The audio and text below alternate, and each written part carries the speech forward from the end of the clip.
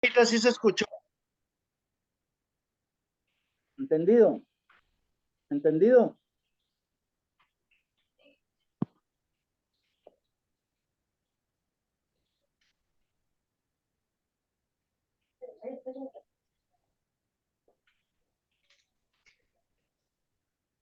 Empezamos. Muy buenas tardes, amigas, muy buenas tardes. Después de una serie de peripecias y problemas de naturaleza técnica, bueno, pues aquí estamos y ya dispuestos a iniciar esta nueva emisión del programa Mesa de Análisis de Politeia.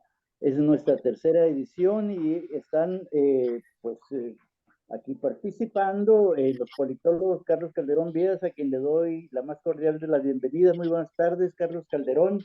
Buenas tardes, Velázquez. Nuestro compañero amigo Arturo López Flores. Muy buenas tardes, Arturo. Saludos, César Carlos. Gracias. Entonces, empezamos. Vamos a abordar en esta ocasión tres temas importantes que tienen que ver con pues el desarrollo de la coyuntura política, la coyuntura económica y social del país, de las relaciones de México con el mundo, particularmente con los países que forman parte del bloque comercial de América del Norte. Ese es un primer tema que vamos a abordar, es decir, y lo hemos denominado así, ecos y resonancias de la cumbre de América del Norte, pues apenas concluida ayer, que se salió de nuestro país, que abandonó el país, el primer ministro de Canadá, Justin Trudeau. Ese es el primer tema.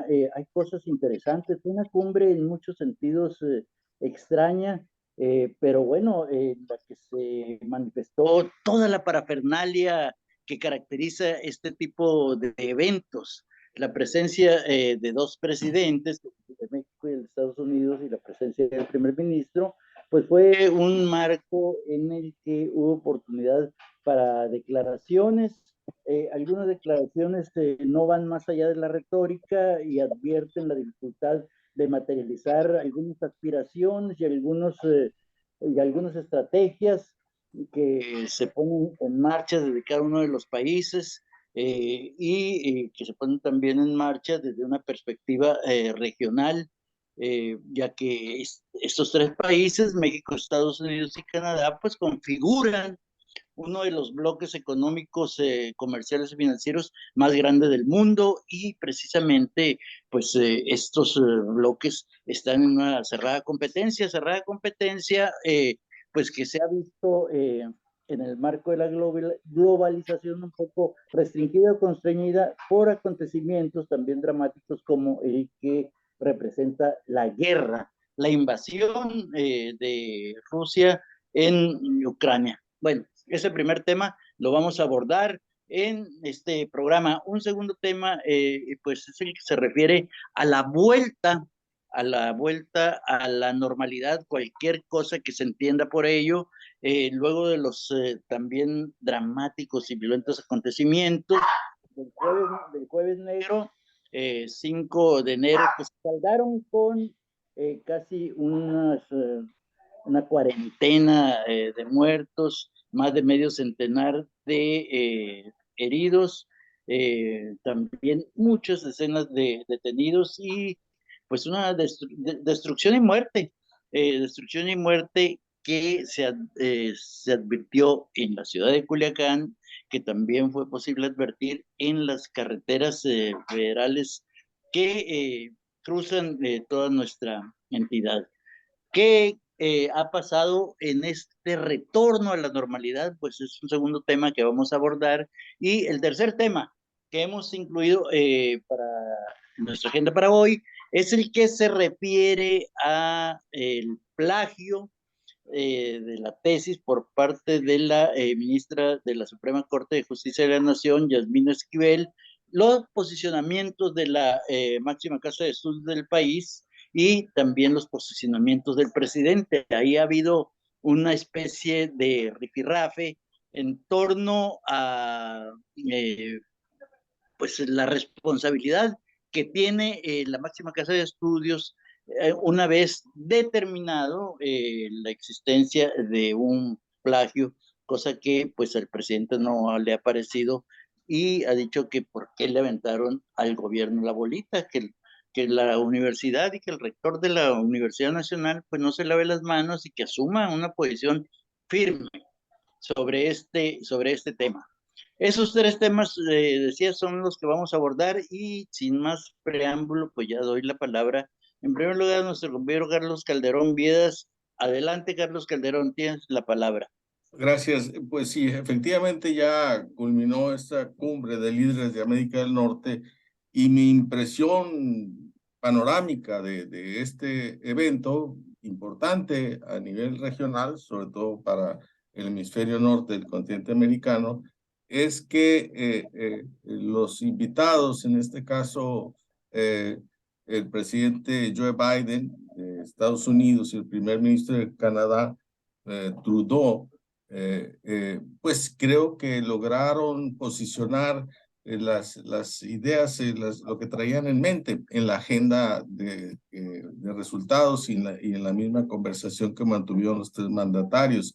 Fueran trilaterales o fueran bilaterales, me parece que quedaron muy claras las posturas de estos dos países en desarrollo ambos, y entre ellos está la primera potencia económica del mundo, Estados Unidos, y las posiciones de México, que las conocemos a través del presidente mexicano Andrés Manuel López Obrador, pues francamente no fueron muy consideradas, que digamos.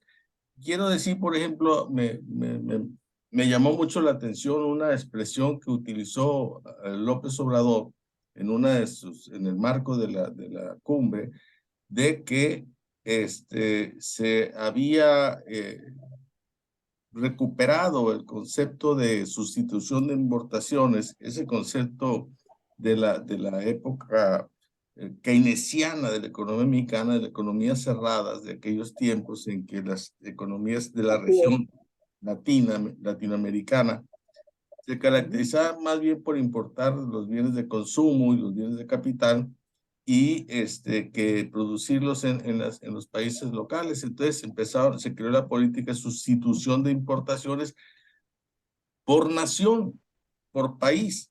Eso es lo que se entendió con precisión, el concepto, eso significa.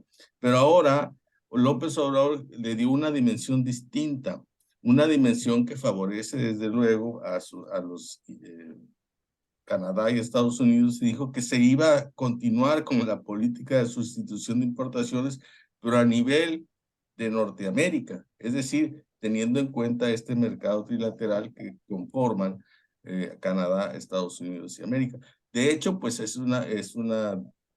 un juego de palabras que quiere esconder que lo que hace 6 meses y más atrás todavía, o vino, y años atrás incluso vino declarando y juzgando de que deberíamos de volver a tener una política soberana, económica soberana, autosuficiente, de autoproductiva, de autoconsumo, cosas de ese tipo, modelos que ya tuvieron su época el siglo pasado, en la segunda mitad.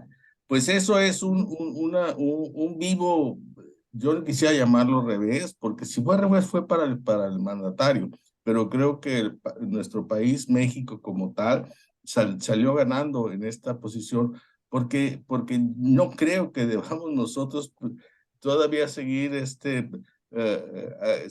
siguiendo esta frase como maldición de pobre México, tan lejos de Dios y tan cerca de los Estados Unidos. Me parece que no es correcto. No es nada de pobre México. Me parece que esta vecindad con América del Norte, básicamente, pues que serían estos dos países, es una coyuntura que nos puede favorecer. Acordémonos que ahora estamos en un marco de globalidad, y que en este marco de globalidad los países tienden a regionalizarse, sea en Europa, sea en Asia, sea en África, e incluso sea en América del Sur, donde hay un plan ahí de querer crear una pacto bolivariano, ¿no?, entre las economías, pero que pues no me parece que tenga muchas perspectivas, y el mismo Obrador lo revela cuando dice o le exige o no llegó, no llegó a nunca hacer reclamo, pero le dice que Estados Unidos debería de apoyar más a los países de Latinoamérica.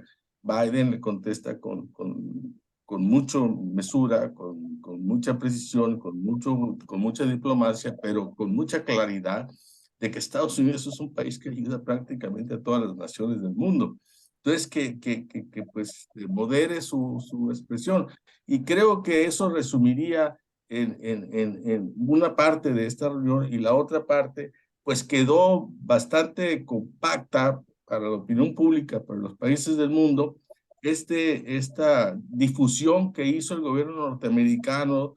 Todavía, me parece, no sé si todavía estaba Biden aquí en tierras mexicanas cuando salió publicado en Washington un comunicado emitido por la misma Casa Blanca, en donde se hace un punteo de los puntos que forman parte de este acuerdo trilateral de la cumbre, y que en conjunto son 32 temas. 32 temas quedaron en este acuerdo. De esos 32 temas, tuve el cuidado de revisarlos uno a uno, 6 corresponden a energía. Es curioso, de una manera amplia, ¿no? Como concepto amplio, es curioso que mientras Ebrard dijo que el tema de energía no iba a ser tratado en la agenda trilateral, pues de hecho hay 6 resolutivos aquí en este documento que tienen que ver con la energía de uno u otro modo. Todos estos problemas de recursos materiales críticos de América del Norte es precisamente el inicio de una cadena de producción de energías limpias para el futuro, y que tiene que ver justamente con la energía, con el cambio climático y con este cambio tecnológico vertiginoso que se está dando en todo el mundo de descarbonizar la operación industrial en el mundo, ¿no? Para cumplir ciertas metas que tienen que ver con el cambio climático. Eso sería en los temas. Se trató temas de migración, se trataron temas de seguridad, se trataron temas de tráfico, desde luego, y todo lo que ya de alguna manera se esperaba que hiciera. Quiero poner énfasis en un solo punto para cerrar mi intervención. Este tema de la energía dejó muy claro en los puntos que tiene que ver con estos, le llaman aquí recursos materiales críticos del norte, para recopilar detalles sobre recursos y reservas. ¿Qué materiales críticos les interesan a los Estados Unidos y a Canadá y a México también? El litio. ¿Por qué el litio? Sí. ¿Por qué el litio? Porque con el litio se están haciendo las baterías para esta electrificación de la industria automotriz. Es básico, es un insumo básico. Y México tiene litio. Se encuentra México entre los 5 países del mundo que tienen reservas interesantes de litio. E incluso 3 países latinoamericanos, que son Argentina, Bolivia, y no me acuerdo cuál otra, aquí lo tengo, no quiero detenerme en tratar de encontrarlo en las notas que hice. Le llaman el triángulo del litio, y lo conforman Bolivia, Argentina y Chile. Son países que tienen reservas de litio de las más importantes del mundo, y aquí se incluye también Australia y México. Quiere decir que este acuerdo trilateral venía con digamos, esta idea muy clara por parte de Trudeau y de Biden de incorporar a México a ese mercado nacional, a ese cambio tecnológico mundial, y además a sabiendas de que el año pasado, cuando se empezó a poner, no de moda, vaya, sino cuando empezó a darse este cambio tecnológico, bueno, tiene 10 años el cambio de descarbonizar la industria, López Obrador se dio cuenta pues que ese litio iba a ser, y va a ser cada vez más importante en la industria mundial. Entonces lo que hizo es declararlo propiedad de la nación, como lo hicieron con el petróleo, como lo hicieron con el gas, como lo hicieron con otros insumos, otro tipo de recursos naturales, ¿no? Entonces, ahí Obrador pues tendrá que modificar sus esquemas, sus perspectivas de soberanía de todo lo que existe en el territorio nacional, porque hay que empezar ya no pensar no solamente en la nación, sino en la región. Y tenemos la coyuntura y favorable, me parece. No quiero decir que es una fortuna, ¿no? Pero sí creo que ser vecinos de Canadá y de Estados Unidos es algo que nos favorece si sabemos aprovecharlo de la mejor manera. Así es. Bueno, muy interesante el resumen que has hecho, Carlos Calderón.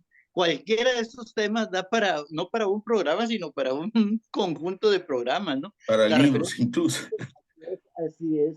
La referencia que hiciste al modelo de industrialización por sustitución de importaciones, que fue muy socorrido en el ámbito de la ciencia económica durante una buena cantidad de años, sobre todo desde que inició el proceso de industrialización en México, luego de concluida la Segunda Guerra Mundial. Bueno, es sacar del arcón de los recuerdos, del baúl, del viejo baúl, de conceptos y categorías, una categoría que en efecto, como tú señalaste muy bien, corresponde a una época de mercados económicos cerrados, en mercados políticos también cerrados. Precisamente corresponde a esa época donde había un fuerte autoritarismo en nuestro país, y ciertamente este modelo pues prohijó y propició en México importantes tasas de crecimiento, pero hoy vivimos una época totalmente distinta, y traer a colación de nuevo, este modelo es simplemente el intento de extrapolar lo que en el ámbito nacional se hizo a un ámbito regional. Es decir, vamos a producir dentro de las fronteras de nuestros países, dentro de las fronteras de la región, lo que nos permita la cantidad de recursos naturales y la disponibilidad de capacidad industrial que tengamos. Y en este caso, pues el que saldría perdiendo, pues es México, cuya capacidad de producción industrial es muy limitada frente a la capacidad de producción que tiene Estados Unidos. Muy interesante este planteamiento, y sería cuestión de seguir conversando alrededor de lo que significó para México este modelo, pero bueno, eso será ocasión de eventos de naturaleza académica, no de esta cumbre, de esta summit sostenida entre los tres mandatarios. Por cierto, mencionabas también, Carlos Calderón, que el gobierno de Estados Unidos dio a conocer el contenido de la eventual resolución con bastante anticipación. Sí, lo dio a conocer el martes por la mañana, cuando todavía ni siquiera se realizaba la reunión de los tres mandatarios, ¿no? El embajador Enrique Huber dice que esto en realidad representó una falta de respeto de Estados Unidos para el gobierno de México y el gobierno de Canadá. Yo tengo la impresión más bien de que por la cantidad de temas abordados en el documento que se dio a conocer antes de la reunión, por la cantidad de temas acordados, me parece que había un acuerdo previo entre Estados Unidos y Canadá de plantear ese conjunto de temas como la esencia de sus preocupaciones en la perspectiva de la integración regional y la exigencia y necesidad de aumentar la competitividad regional frente a otros bloques del mundo.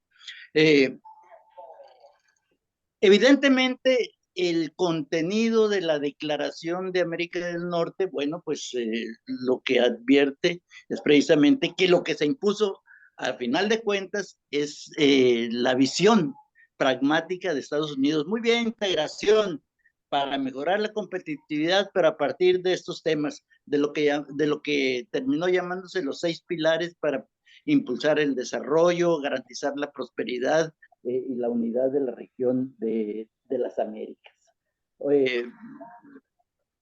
Arturo, por ahí está Arturo, le voy a dar la palabra a Arturo, se me había olvidado.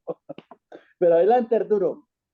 Bueno, sintetizando la cumbre, hay algunos puntos que se me hacen fundamentales. Biden y Trudeau coincidieron en dar, frente a López Obrador, diseñar un discurso de amistad, ¿no? El corte de cajas del corte de cajas de norteamericano y canadiense entró dentro de la estrategia del pragmatismo y en la cuenta de gobernabilidad y de relación con México se toma en cuenta de que a López Obrador nada más le queda año y medio.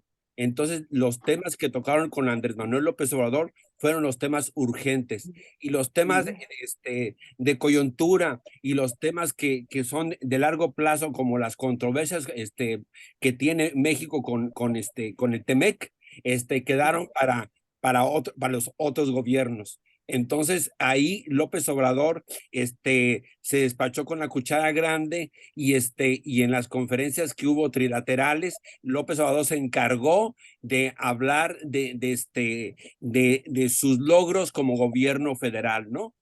Yo creo que a muy pocos canadienses o norteamericanos les importan los logros que tenga Andrés Manuel López Obrador, pero Biden, con un ojo y con un oficio y con el perfil político que tiene, logró por lo que venía, por un acuerdo migratorio. Y en ese acuerdo migratorio México queda como un país seguro. Entonces, ahí, sí, ahí John Biden, pues simplemente mandó el mensaje de que estamos en proceso electoral y los temas de rentabilidad política tienen que ser diseñados en esta cumbre, ¿no? Entonces él había sido señalado por la opinión pública norteamericana que John Biden era un presidente tímido y que no apretaba tuercas, y que el tema migratorio estaba siendo muy flexible en el tema migratorio, que no estaba utilizando las políticas del pasado gobierno y que habían dado buenos resultados al pasado gobierno. Entonces, amarra la agenda migratoria, el tema de del punto del país seguro, ahí queda, ¿no? Entonces, ahí sí, México no queda muy bien parado en este tema, pero López Obrador logra que, repito, estos temas que están en controversias comerciales, que están en la discusión de paneles, no se tocaran. Y yo pienso que ahí López Obrador ganó mucho, porque los temas que él va a tratar de explotar son eminentemente electorales. El discurso del desarrollo continental está ahí presente. Lo vamos a ver en el proceso electoral que se viene en el 24, que ese partido, el partido mayoritario, el partido oficial, va a explotar este tema de una proyección que México impulsa de una política de desarrollo continental. Y habría que también que decir que en el tema de México, Estados Unidos, ese es el verdadero conflicto, y que Canadá queda como un socio intermedio, una especie de árbitro, pero también trae su agenda, la agenda minera, la agenda de las energías limpias, y el tema de lo que platicamos en la vez pasada, del tema de un acuerdo migratorio para las necesidades que se le van a presentar al gobierno de Trudeau.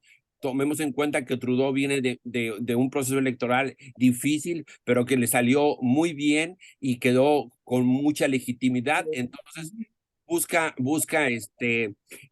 plasmar su proyecto y su programa, que yo lo veo como un proyecto socialdemócrata que está muy alejado de la visión de John Biden en el perfil social y en el perfil de corresponsabilidad con los sectores productivos.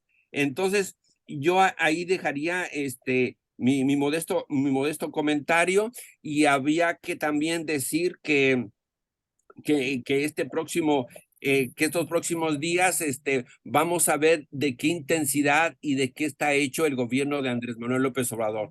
Porque recordemos que esta semana fue una semana, la que acaba de concluir, trepidante, por decirlo menos. La captura de Ovidio Guzmán, los accidentes en el metro en la Ciudad de México, la refriega en Ciudad Juárez, y el tema de la violencia que no termina de finalizar, y vamos a esperar en estos días cómo se reorganiza el gobierno federal y el gobierno estatal en Sinaloa, cómo responde a los acontecimientos y a la coyuntura política que se avecina. Ok, Arturo, pero vamos a cerrar ya el tema de la cumbre. Yo diría, para concluir, yo decía al principio que habían ocurrido cosas muy extrañas. Entre esas cosas extrañas está precisamente el madruguete que le dio el Departamento de Estado de Estados Unidos al hacer pública esta especie de resolución sin que hubiese mediado la reunión de los dirigentes de los tres países. Yo digo que frente a ese madruguete, el presidente López Obrador se desquitó, y se desquitó en la rueda de prensa. Se desquitó en la rueda de prensa al utilizar 27 minutos para responder a una pregunta de medios, y pues hacer otra vez una relatoría de sus logros en política social, y sobre todo pues no dejar que se le fueran lisos a los que él llama los conservadores. También hubo pedraditas para los conservadores frente pues a la mirada inquieta de dos presidentes de países amigos que prácticamente pues no tienen nada que ver con los temas que abordó López Obrador en esa respuesta interminable. Por cierto, el diario El País dice, el presidente mexicano hizo esperar 30 minutos al presidente de Estados Unidos y al primer ministro de Canadá. Una nota que creo es desde el título bastante interesante, ojalá y la podamos leer. Si a ustedes les llega el país y pueden abrir el país de edición mexicana, me pueden enviar ese material al país, se los encargo mucho. Carlos Calderón, pasamos al siguiente tema, porque el tiempo nos está ganando. Muy bien. Que es también cómo está produciéndose este tránsito a lo que se puede denominar cualquier cosa que eso signifique la nueva normalidad, luego de lo que se ha dado en llamar el Culiacanazo 2.0. Te doy la palabra sin más preámbulos sobre este tema, Carlos Calderón, adelante. Pues mira, yo creo que efectivamente las condiciones de la convivencia entre los sinaloenses ha estado mejorando paulatinamente. El shock de estos días pasados fue muy fuerte y no se recuperaría, imposible que se recuperaría de un día hacia otro, sino que va a tomar su tiempo. Y en este tiempo creo que el gobierno del estado pues podrá hacer un trabajo un poco más cuidadoso para que la población se sienta un poco pues más animada a volver a sus actividades cotidianas, se sienta más segura y pueda llevar adelante sus actividades regulares. Sin embargo, creo que estos sobresaltos que tenemos los sinaloenses no son nuevos para nosotros, los hemos tenido por décadas, cuando no son como los de la vez pasada, los del Culiacanazo 1, pues son encuentros entre los mismos delincuentes violentísimos, o son a veces, acordémonos de aquella vez que el ejército tomó la toma de Culiacán, ¿no? Que hizo, ¿no? Que hace como unos, por ahí en el 92, por ahí un poco, ¿no? El gobierno de Francisco Labastida. Entonces, ese también fue un acto que llamó mucho la atención en la opinión pública y creó cierta inestabilidad. Y sin embargo, pues lo digo, estoy hablando por mi propia experiencia personal como habitante de esta ciudad durante mucho tiempo, y creo que son altibajos, ¿no? Ahorita estamos llegando a esa meseta de relativa tranquilidad, pero no tengo duda que el día de mañana pasado vendrá una contingencia similar. Esperamos que no sean tan graves como las que hemos ocurrido, y que siempre ante esa eventualidad, ante esas contingencias que a veces cobran niveles dramáticos, pues siempre hay que tener un ojo al gato y otro al garabato. Ciertamente, de acuerdo contigo. Pero es que muy difícil definir lo que es la normalidad, ¿no?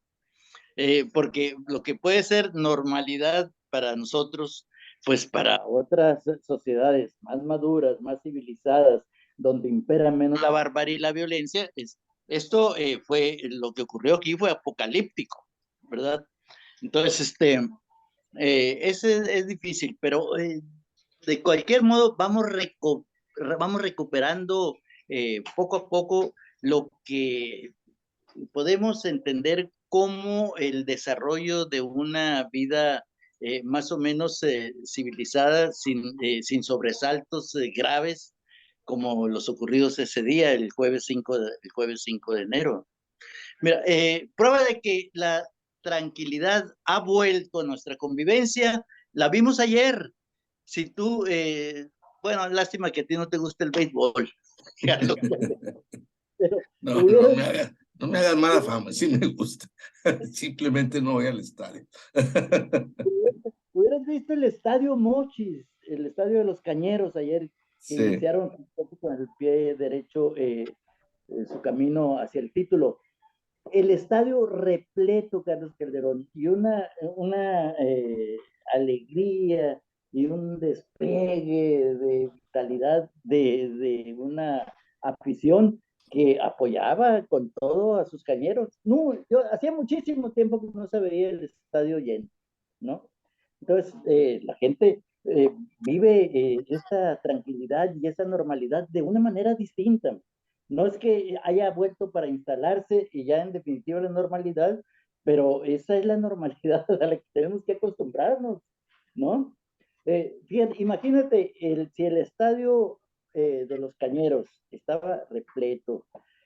Imagínate si Culiacán hubiese pasado a esta ronda, hubiese estado, 22,000 gentes hubiesen estado en sí, el, en sí, el sí, Ángel, sí. en el estadio de los Tomateros, echando porras, divirtiéndose y tomando felices de la vida como si no hubiese ocurrido nada aquí entre nosotros.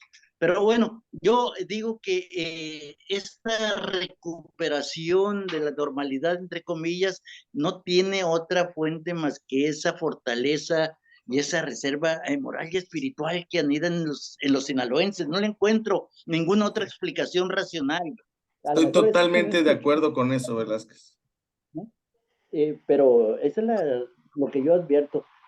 Le damos la palabra a nuestro compañero Arturo López. Adelante, Arturo.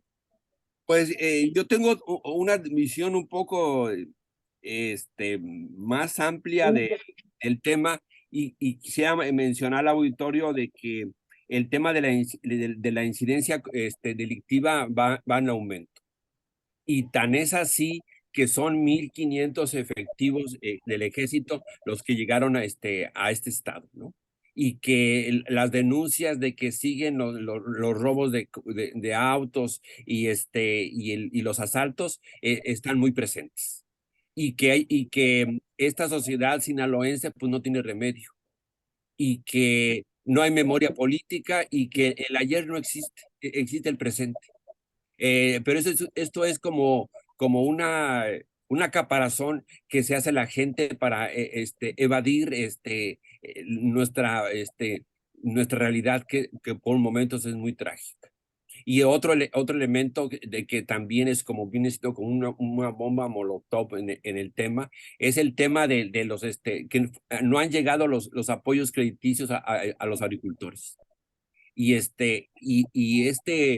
esta movilización agrícola, el gobierno estatal y federal no ha dimensionado la fuerza que tienen los agricultores.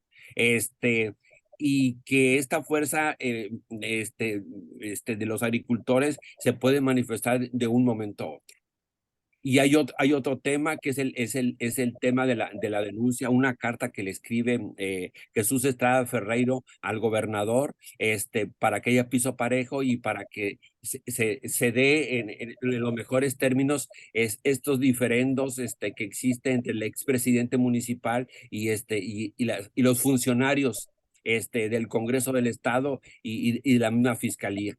Entonces, después del culiacanazo, pues empiezan a brotar todos estos temas y pienso que el gobernador, pues ya los está atendiendo y no estamos en un escenario de que digamos, ya murió el culiacanazo, ya todos tranquilos, a pistear y a divertirnos. No, el momento sigue siendo muy complicado y habría que ver que tenemos un gobernador con oficio político y esperamos que así como resolvió el problema de los sueldos de la universidad con prontitud y con mucho oficio político, así atienda los otros temas que se me hacen de la misma trascendencia y de la misma gravedad de los sucesos pasados.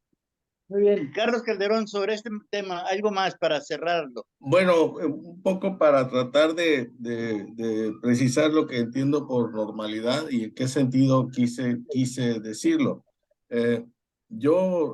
Este fenómeno de la delincuencia organizada para los culiacanenses, y no quiero hablar de los Mochis y Mazatlán y Guasave porque no he vivido ahí, pero supongo que son más o menos parecidos. No es nuevo. O sea, hemos aprendido, los habitantes de este estado, Culiacán particularmente, lo puedo yo explicar con mi propia experiencia, hemos aprendido a convivir con ellos en el deporte, desde la juventud, desde la infancia, en las escuelas, en las universidades, ¿no? Y todo ese tiempo estaba muy separado ese mundo del otro mundo. Había una delimitación. Últimamente se empezó a conflictuar esta convivencia por otros elementos, otros factores, y se vinieron a dar estas explosiones que hemos tenido, las matazones entre ellos mismos, el asesinato de personajes claves, relevantes de ese mundo, lo que ocurrió en el Culiacanazo, lo que ocurrió en el siguiente, todo eso son parte de esa larga convivencia del sinaloense y particularmente del habitante de Culiacán. Y cuando digo que se regresa a la normalidad, no es que regresemos a la ingenuidad, regresamos a una vida cotidiana en la que ya seguimos viviendo y somos conscientes de donde hemos vivido todo el tiempo, ¿no? A eso me refiero. Por eso es lo de que viste el estadio lleno, César Velázquez. Si hubiera sido aquí, se hubiera abarrotado también o en cualquier otro punto de Sinaloa, ¿no? Pero no es que olvidemos estas cosas, sino que hemos aprendido durante los años a convivir con ese problema. Hay otros estados que tienen su propia peculiaridad, o por decirlo de la misma manera, su propia normalidad. El estado de Guerrero es un estado mucho más violento en su vida social que la nuestra. Michoacán estuvo durante décadas, unos 10 años o quizá todavía, cuando se formaron aquellas brigadas sociales, autodefensas, que estaban hasta la coronilla de la delincuencia organizada. Entonces, ellos tenían hacían manifestaciones sociales para parar la violencia. Nosotros no hemos hecho nunca ninguna manifestación social para eso, porque la violencia no es nuestra cotidianidad. Al contrario, son explosión lo que hemos vivido. Y eso tiene mucho que ver con la cultura del sinaloense también, Es un tipo que es explosivo, pero de repente viene una meseta de tranquilidad. Igual pasa con ellos. Pasa con ellos. Y siempre han procurado, en el caso de Sinaloa, que esas explosividades sean en el interior del mundo de ellos. Ha ocurrido un fenómeno que viene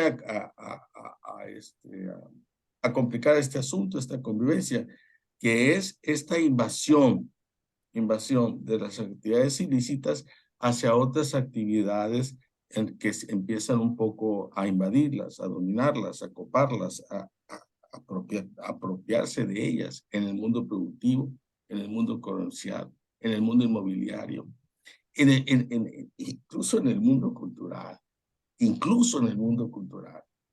Entonces, esa es a la normalidad que me refiero. Nuestra normalidad no es ajena al fenómeno del narcotráfico. No es que todos vivamos en eso, pero es parte de nuestra realidad, incluso realidad cultural. Incluso realidad cultural, porque acordémonos de esta música que hace cantos, que hace alegorías de ese fenómeno, y que incluso llegó a prohibirse en la radio y en los lugares de diversión, los antros, ¿no? Pero se escucha por todas partes. O sea, hay literatura al respecto también, ¿no? La novela del norte, que le llaman en este género, tiene mucho que ver con eso. Y los autores son contemporáneos nuestros, amigos incluso algunos. Entonces, a eso me refiero con la normalidad sinaloense, y me parece que a esa normalidad es a la que estamos regresando. Esto. Así es. De acuerdo, muy bien. Lo dejamos ahí. Es un tema que va a dar y va a seguir dando durante mucho tiempo para más reflexiones. Y reflexiones interesantes. Hay gente que, compañeros del mundo de la academia, del mundo de la cultura, del mundo de la política, la intelectualidad progresista, que se ha dado a la tarea de desmenuzar este fenómeno, ¿no? El fenómeno de la violencia y el fenómeno que tiene que ver con el espíritu del sinaloense. Lo que toca de mencionar ahorita muy en la perspectiva intelectual del Guacho Félix, ¿no? Ándale. El carácter explosivo, la naturaleza explosiva del sinaloense, pero que es retrotraída, ¿no? Y que se manifiesta en su interior. Una cosa, planteamientos muy interesantes, y ahí tenemos un método de análisis para abordar la personalidad del sinaloense, su vida individual y su vida en colectivo. Hay cosas muy interesantes, lo dejamos, vamos a seguir reflexionando sobre ese tema y nos pasamos rápidamente, nos quedan muy poquitos minutos al tema del plagio de la tesis por parte de la ministra de la Suprema Corte de Justicia de la Nación, Yasmín Esquivel, y el posicionamiento de la UNAM y el posicionamiento que ha expresado en la mañanera de hoy el presidente Andrés Manuel López Obrador. Carlos Calderón tiene la palabra. Bueno, para decirlo rápidamente, porque el tiempo ya no escasea, pues ya la UNAM el día de ayer ya publicó que la ministra Yasmín Esquivel sí plagió su tesis. Es casi una copia fiel de una tesis que había sido publicada un año anterior. Esa disputa ya no existe, quedó aclarada. Ella es la que plagió, no el otro, como la misma maestra lo denunció, la ministra, perdón. Y segundo, al mismo tiempo la UNAM, y por voz de su propio rector, dijo que la UNAM no hay normatividad que implique anularle el título, cosa que es un punto polémico que mismos universitarios lo han refutado, de que sí existe en la norma universitaria, ciertos reglamentos, ciertos artículos, ciertas prescripciones que sí pueden cubrir ese tipo de actividades inmorales propiamente hablando, entre ellos precisamente estas cuestiones que tienen que ver con la ética. Las cuestiones éticas en la universidad están consideradas dentro de su propia normatividad. Entonces ahí puede haber un reducto para que ese caso se ha visto. Tercero, un poco el rector y quienes dictaminaron este caso quieren deshacerse del problema y se lo envían a la Secretaría de Educación Pública para que con ese dictamen vea si le cancela el registro que tiene su título en la Dirección General de Profesiones y que ella quede definitivamente sin título y sin registro, sin nada. Ahora, el asunto, ese es el asunto legal, jurídico, pero tiene otro aspecto. El aspecto tiene que ver con la misma ministra, Yasmín Esquivel, que ella misma, que incluso denunció y ofreció un testimonio notarial y todo, de que ella había sido la plagiada y no la plagiaria, pues ya esto ya quedó demostrado que fue un documento falso, digo, un testimonio que no tiene amparo real, y ella queda al descubierto completamente en ese asunto del plagio.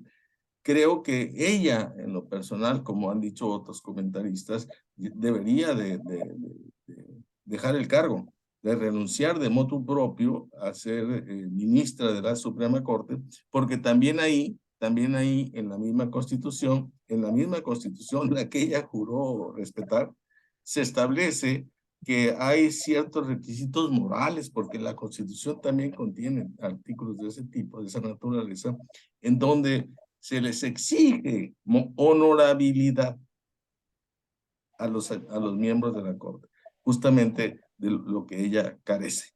Es todo, Velázquez. Sí, evidentemente no hay ética en el ejercicio de la función pública. Por eso ese planteamiento y esa exigencia dirigida no solamente a la UNAM, sino en general a la opinión pública, digamos, de que no deben ser permitidos hechos de esa naturaleza. Para todo el mundo queda claro que ahí hubo una transgresión a cualquier ejercicio ético, ¿no? Y a cualquier ejercicio académico serio y decente. Me parece que lo que hizo Guillermo Sheridan, denunciar ese hecho, el del plagio, es una contribución a la necesidad de indicar, no solamente en la vida política, en la vida pública, sino también en la vida académica, en la vida intelectual, un ejercicio honesto que el ejercicio de la crítica tenga sustento en el pensamiento propio y no en la expropiación del pensamiento de otros ciudadanos, ¿no? O de otros participantes en esta deliberación pública. Arturo, para cerrar la reunión. Yo concluiría con una frase de Mariano Paredes, que fue presidente en México en 1846. A los niños se les engaña con juguetes, a los pueblos se les engaña con palabras. Gracias. Bueno, muy bien. Pues hasta aquí lo dejamos por hoy. Creo fue una reflexión colectiva interesante la que hemos hecho a través, sobre todo, de Arturo López Flores, a quienes pues no me queda más que agradecerles su participación en esta tercera mesa de análisis de Politeia, con la invitación a quienes nos han venido siguiendo de que nos acompañen. El próximo martes estaremos de nuevo en estas horas de la tarde en una nueva emisión de esta mesa de análisis. Nos despedimos. Hasta luego, Carlos Calderón. Hasta luego. Hasta luego. Hasta luego. Gracias. Gracias.